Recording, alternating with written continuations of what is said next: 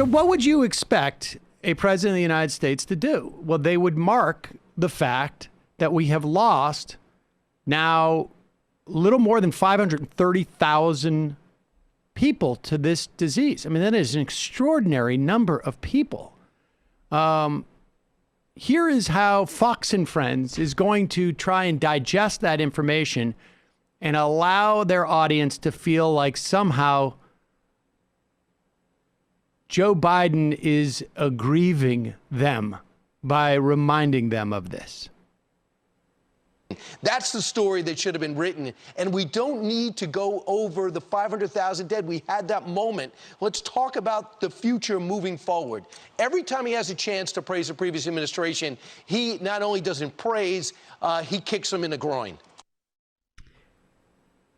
Any previous administration? Is that what he was trying to say there? Or is he trying to say the previous administration? I think he's trying to say the previous administration. But I mean, how is it that the whiplash involved in, like, do you remember who the previous administration was? Right. I mean, like, I happen to think it's good politics to call out the administration prior to yours if it's from the other party and they've failed. And Trump never held back. Well, that's my point. Obama. And if Obama presided over 500,000 people, or I guess it was, I don't know what the number was when Trump left office, but close to that, hundreds of thousands of people dying in the pandemic, we'd never hear the end of it.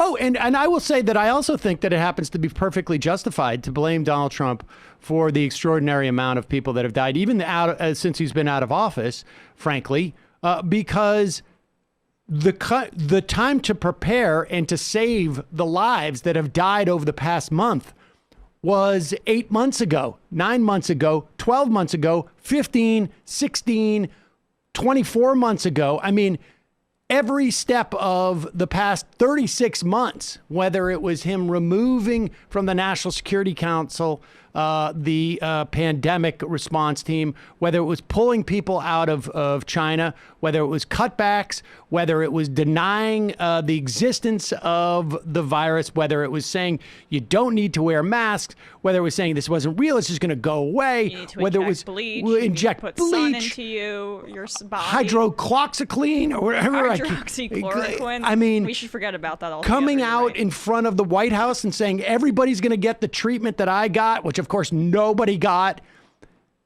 every step of the way.